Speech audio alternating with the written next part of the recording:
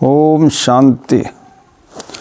आज अव्यक्त बाप दादा के मधुर महावाक्य दिनांक 14 जून 1972।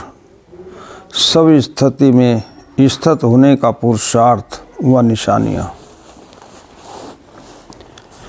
अपने आदि और अनादि सब स्थिति को जानते हो।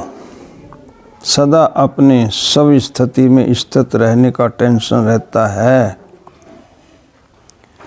जो सब स्थिति अर्थात अपनी अनादि स्थिति है, उस सब स्थिति में स्थित होना मुश्किल लगता है और स्थिति में स्थित होना मुश्किल हो भी सकता है, लेकिन सब स्थिति में स्थित होना तो स्वतः ही और सरल है। सब स्थिति में सदा स्थित रहें, इसके लिए मुख्य अगर वह चारों ही बातें सदैव कायम हैं तो सब स्थिति सदा रहती है। अगर चारों में से कोई की भी कमी है तो सब स्थिति में भी कम स्थित हो सकता है। सब स्थिति का जो वर्णन करते हो उसको सामने रखते हुए फिर सोचो कि कौन सी चार बातें सदा साथ होनी चाहिए। सब स्थिति के लक्षण क्या होते हैं? जो भी बाप के गुण हैं, उन गुणों का स्वरूप होना, इसको कहते हैं सब स्थिति।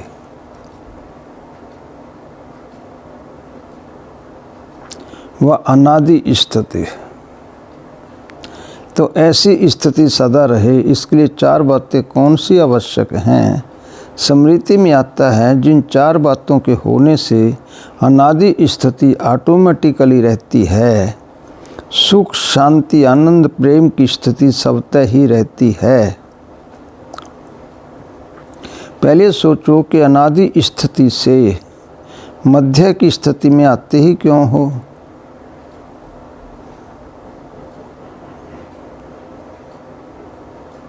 इसका कारण क्या है? देह अभिमान। देह अभिमान में आने से क्या होता है?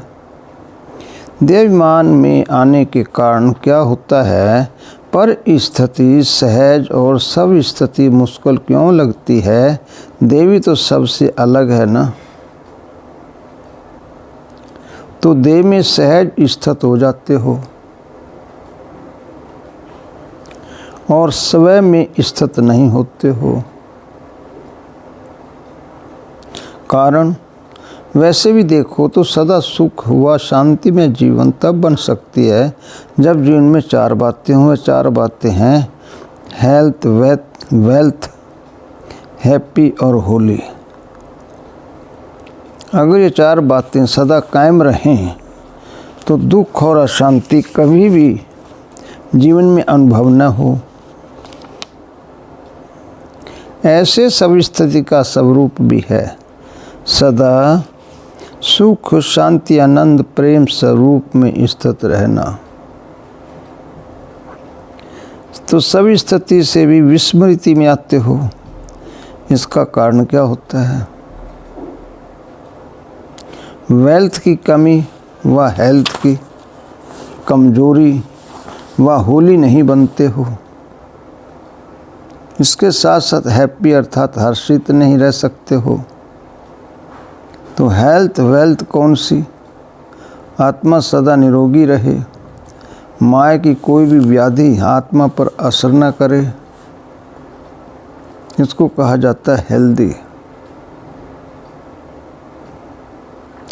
और फिर वेल्दी भी हो, अर्थात जो खजाना मिलता रहता है, वह जो सर्व शक्तियाँ बाप द्वारा वर्षे में प्राप्त हुए हैं, उस प्राप्त हुए ज्ञान खजाने को व सर्व शक्तियों के खजाने को सदा कायम रखो। तो बताओ सब स्थिति में नीचे आ सकते हो। इतना ही फिर होली। संकल्प स्वप्न में भी कोई अपवित्रता न हो तो सब स्थिति स्वतः ही हो जाएगी। इन चार बातों की कमी होने कारण सब स्थिति में सदा नहीं रह सकते हो। ये चार बातें चेक करो। हेल्दी, वेल्दी कहाँ तक बने हैं?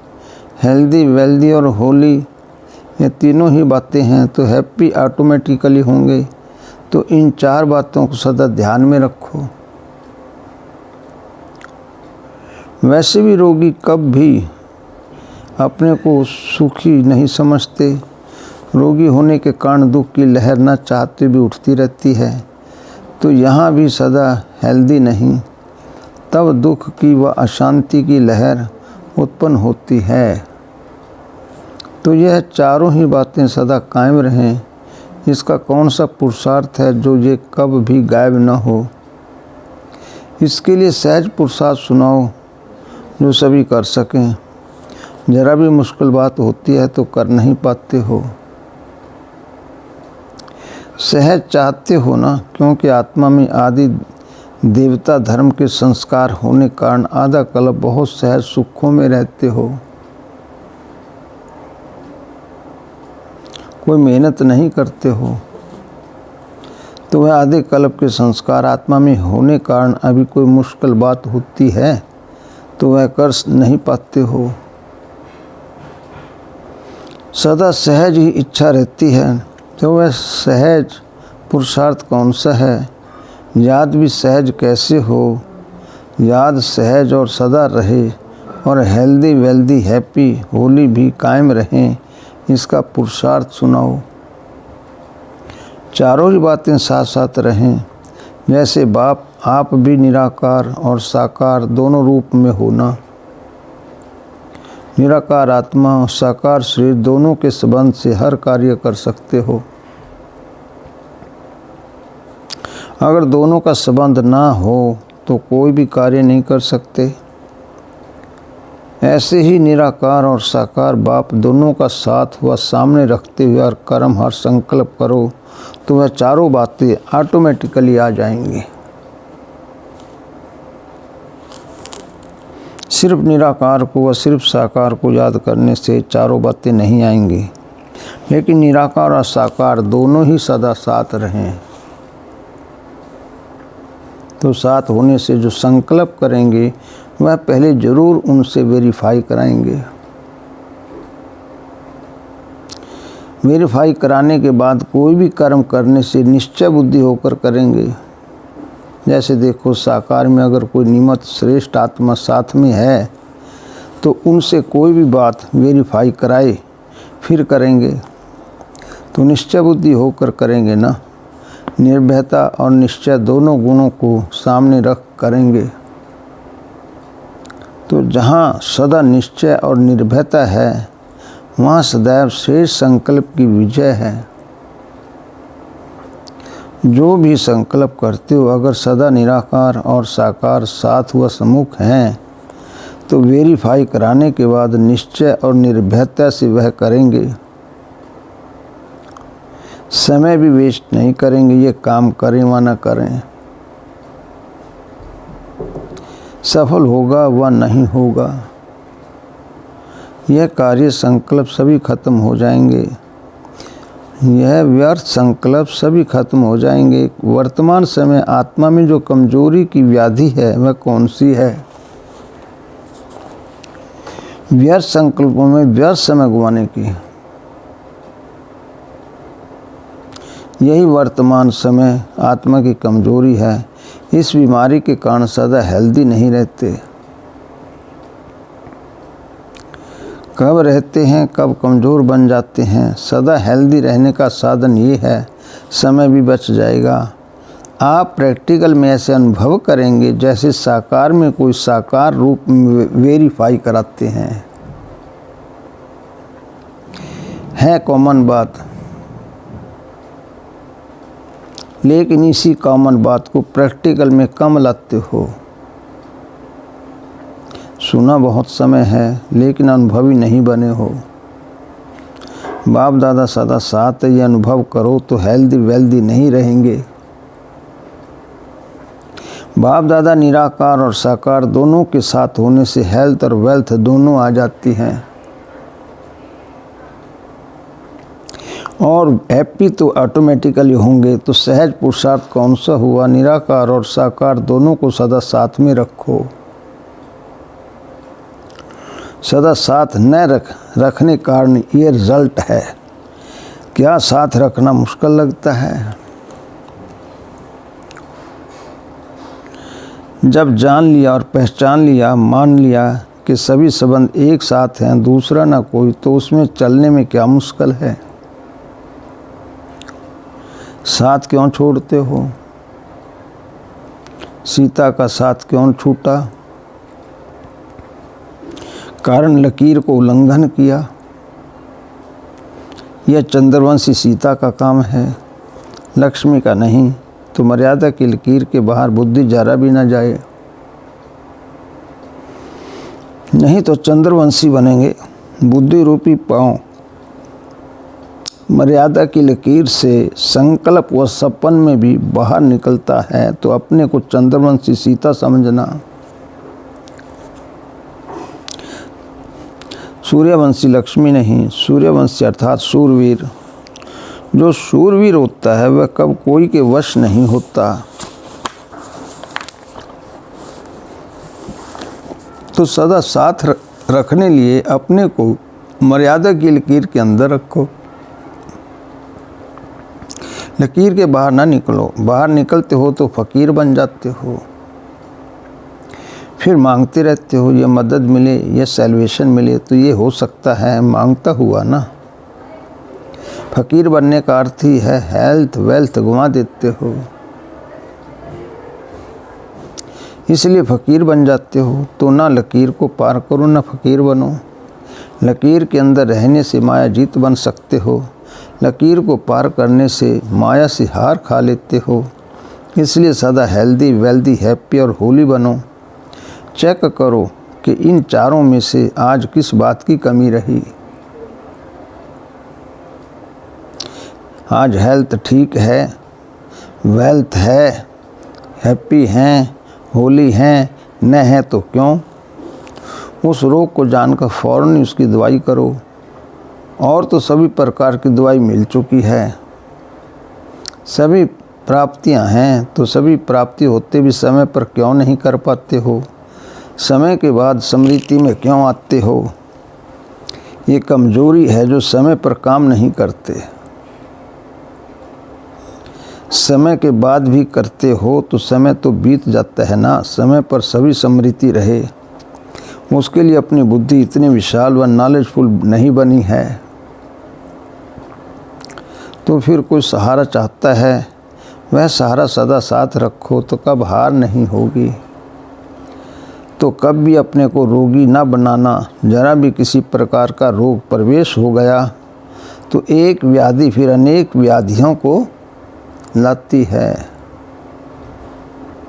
एक को ही खत्म कर दिया तो अनेक आएंगी ही नहीं। एक में अलबेले रहते हो, हल्की बात समझते हो, लेकिन वर्तमान समय के प्रमाण हल्की व्याधि भी बड़ी व्याधि है। इसलिए हल्के को ही बड़ा समझ वहाँ ही ख़त्म कर दो, तो आत्मा कब निर्बल नहीं होगी, हेल्दी रहेगी।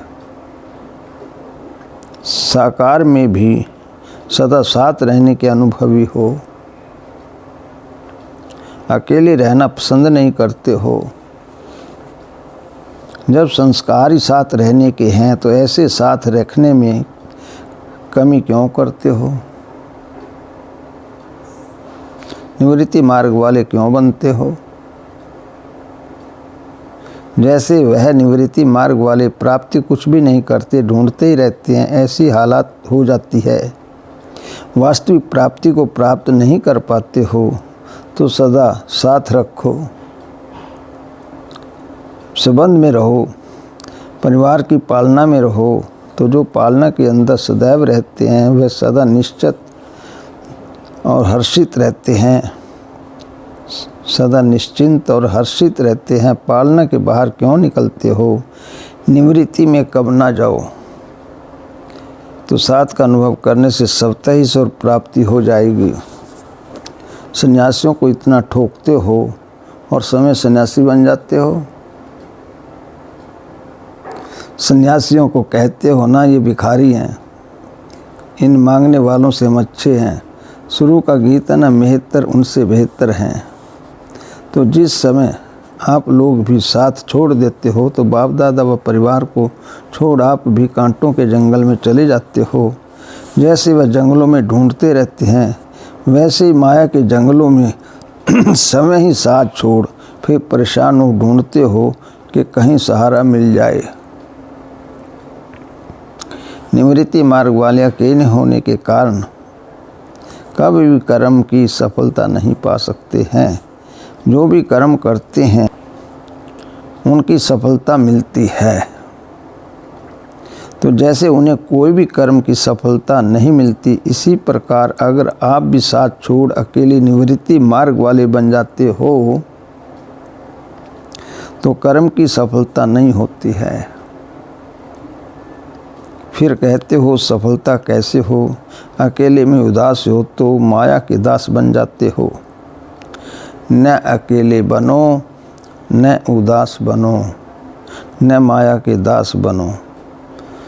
अच्छा, बाबा ने सार दिया है मुरली का। जो सर्व शक्तियाँ बाप द्वारा वर्षे में प्राप्त हुए हैं, उस प्राप्त हुए ज्ञान खजाने को व सर्व शक्तियों के खजाने को सदा कायम रखो तो बताओ सब स्थिति से नीचे आ सकते हो? इतना ही फिर होली संकल्प स्वप्न में भी कोई अपवित्रता ना हो तो सब स्थिति सब तय ही हो जाएगी। ओम शांति।